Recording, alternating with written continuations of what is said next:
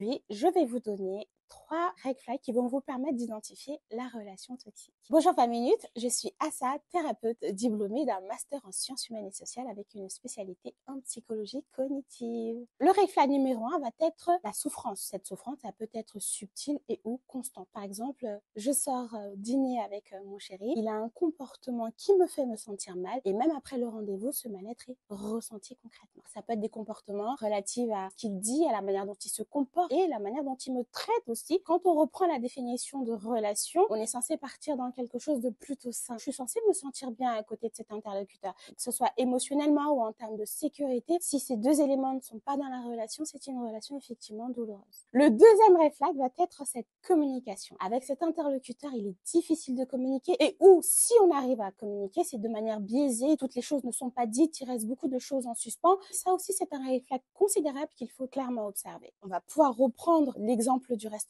J'ai envie de prendre le temps d'expliquer à ce partenaire qu'effectivement, le temps au restaurant a été compliqué émotionnellement pour moi et j'aimerais qu'il puisse du coup entendre ce que j'ai à lui dire et ce dernier ne se rend pas disponible et ou minimise la situation, en tout cas la gravité des émotions que ça a pu engendrer en moi. Il est important d'avoir un partenaire sur lequel on peut s'appuyer et surtout communiquer. On peut garder un jardin secret, mais si l'interlocuteur ne se rend pas disponible pour pouvoir entendre, accueillir tout ça, ce qui lui permettrait d'acquérir des connaissances pour être le partenaire qu'il faut à mes côtés, c'est aussi un red flag.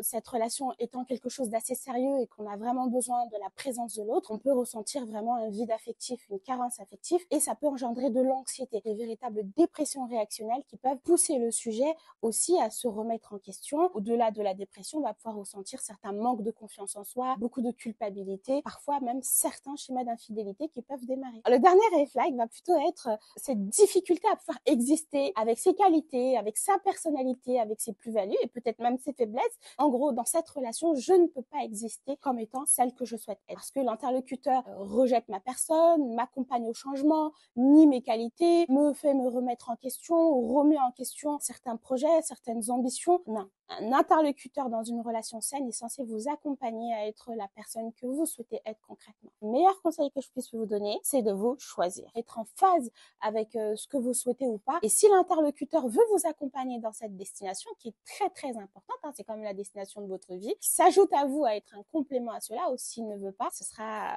un processus qui se fera en tout cas sans sa présence et qui se fera très très bien.